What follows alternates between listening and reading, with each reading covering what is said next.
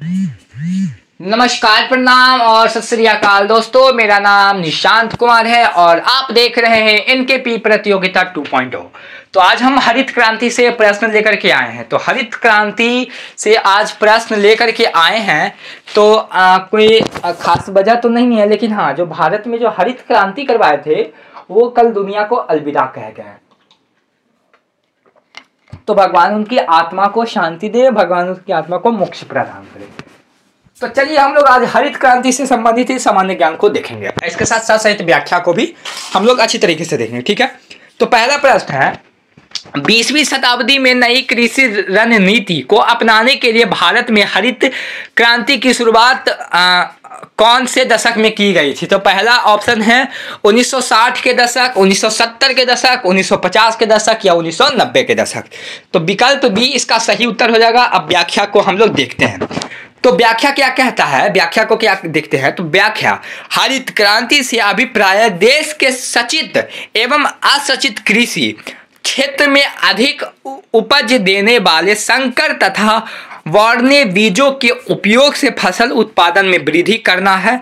हरित क्रांति भारत कृषि में लागू की गई उस विकास विधि का परिणाम है जो दशक 1970 में पारंपरिक कृषि को आधुनिक तकनीक द्वारा परिस्थापित किए जाने के रूप में सामने आई।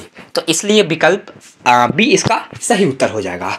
अब अगले प्रश्न की ओर क्या करते हैं, प्रस्थान करते हैं।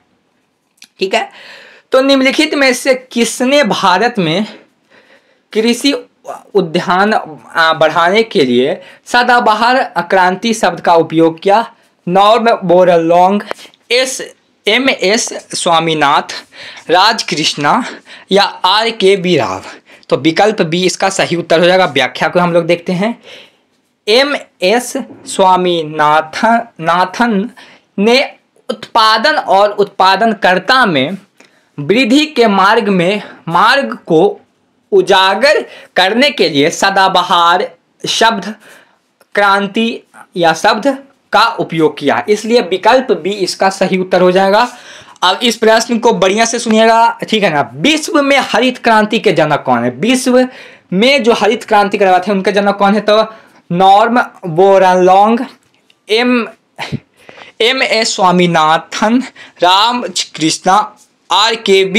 राव। तो विकल्प ए इसका सही उत्तर हो जाएगा। तो हरित क्रांति प्रारंभ करने का श्रेय नोबेल पुरस्कार विजेता प्रोफेसर नॉर्मन बोरलॉन्ग को कहा जाता है, इसलिए ए इसका विकल्प बिल्कुल सही है। अब नॉर्मन बोरलॉन्ग किस देश के रहने वाले थे? संयुक्त राष्ट्र अमेरिका, मोरक्को, ऑस्ट्रेलिया या न्यूजीलैंड? तो इसका सही उत्तर हो जाएगा विकल्प ए। व्याख्या के साथ देखेंगे। नॉर्मन स्ट्रेन बोरलॉन्ग नोबेल पुरस्कार विजेता एवं एक अमेरिकी कृषि वैज्ञानिक थे जिन्हें हरित क्रांति का पिता माना जाता है। बोरलॉन्ग उन पांच लोगों में से एक थे जो नोबेल शांति पुरस्कार, स्वतंत्रता का राष्ट्रपति पदम और कांग्रेस के गोल्डन मेडल प्रदान किया गया है, इसलिए ये विकल्प इसका सही उत्तर हो जाएगा। अब क्या है प्रश्न है, भारत की जो हरित क्रांति हुई थी उसका जनक कौन है? तो नॉर्मन बोरलॉन्ग पहला विकल्प। दूसरा विकल्प एम.एस. स्वामीनाथ, राजकृष्णा, R.K.B. राव। तो विकल्प बी इसका उत्तर बिल्कुल सही होगा। एम.एस. स्वामीनाथन पौधे के जेनेटिक वैज्ञानिक थे। तो जेनेटिक वैज्ञानिक थे जिन्हें भारत की हरित क्रांति का जनक माना जाता है। उन्होंने 1966 में मैक्सिको के बीजों को पंजाब की घरेलू किस्मों के साथ मिश्रित करके उच्च उत्पादकता वाले गेहूं के संकर बीज विकसित किए।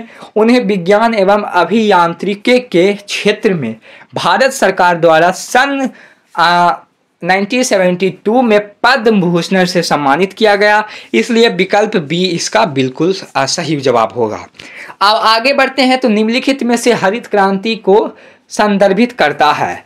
हरी खाद का उपयोग, फसलों का उत्पादन,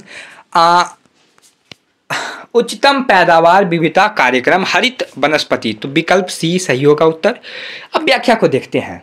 तो हरित क्रांति को नई कृषि राजनीति के रूप में पहली बार भारत में खरीफ के मौसम में अमल में लाया गया था और उसे उच्च उपज देने वाले किस्म कार्यक्रम का नाम दिया था।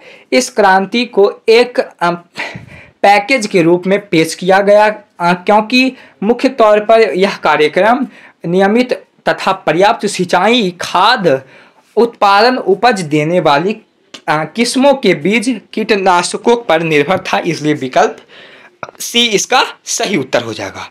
अब इसमें सातवां प्रश्न क्या कहता है? तो सातवां प्रश्न है भारत में हरित क्रांति के बीज की उच्च पैदावार वाली किस्मों एस चावी की शुरुआत की। बाजरा, दाल, गेहूं, तिलहन। तो विकल्प सी गेहूं इसका सही उत्तर हो जाएगा। सहित व्याख्या को देखते हैं। भारत में हरित क्रांति द्वारा गेहूं के बीज की उच्चतम पैदावार वाली किस्मों की शुरुआत की, इसलिए विकल्प सी इसका सही उत्तर हो जाएगा। अब अगले प्रश्न की ओर बढ़ते हैं। आजादी के बाद और हरित क्रांति के बाद निम्नलिखित में से किस फसल का उत्पादन में वृद्धि हुआ? चावल, पटसन, गेहूं या दाल। तो विकल्प सी गेहूं सही उत्तर हो जाएगा। तो सहित व्याख्या को देखते हैं। हरित क्रांति को नई कृषि रणनीति के रूप में पहली बार भारत में खरीफ के मौसम में अमल में पाया गया। इसमें के कारण गेहूं के बीज की उच्चतम पैदावार किस्मों के इस्तेमाल करने पर उसके पैदावार में वृद्धि हो गई थी, इसलिए विकल्प सी इसका सही जवाब हो जाएगा। तो निम्नलिखित कथनों में से हरित क्रांति के बुनियादी तत्व हैं खेती के क्षेत्र का विस्तार, मौजूदा क्षेत्र की दोहरी फसल या हरित क्रांति की विधि में हरित क्रांति के विधि में एसबीआई बीजों का उपयोग या उपयुक्त सभी। तो विकल्प डी इसका सही जवाब हो जाएगा। तो इस व्याख्या को देखते हैं। खेती के विस्तार का खेती के क्षेत्रों का विस्तार, मौजूदा क्षेत्र की दोहरी फसल और हरित क्रांति की विधि में बीजों का उपयोग तीन बुनियादी तत्वों का किया गया, इसलिए विकल्प डी इसका सही जवाब हो जाएगा। अब 10वें प्रश्न की ओर बढ़ते हैं। तो हरित क्रांति के लिए भारत में आरंभित साइट के रूप में निम्नलिखित में से कौन सा राज्य चुना गया? पंजाब, तमिलनाडु, आंध्र प्रदेश और बिहार। तो इसका ए विकल्प सही हो जाएगा। तो हरित क्रांति के लिए भारत के आरंभिक साइट के रूप में पंजाब राज्य चुना गया, इसलिए विकल्प ए इसका सही उत्तर हो जाएगा। तो दोस्तों इसी के साथ हमारा ये जो हरित क्रांति का सामान्य ज्ञान का सिलसिला था वो खत्म हुआ। तो मिलते हैं अगले वीडियो में, तब तक के लिए बाय बाय, टाटा। इस वीडियो को अच्छी तरह से आप लोग देखिएगा और अपने ज्ञान को उजागर कीजिएगा। तो अगर आपको यह वीडियो पसंद आता है तो लाइक करें, सब्सक्राइब करें, ज़्यादा से ज़्यादा शेयर करें। मिलते हैं अगले वीडियो में, बाय बाय, टाटा।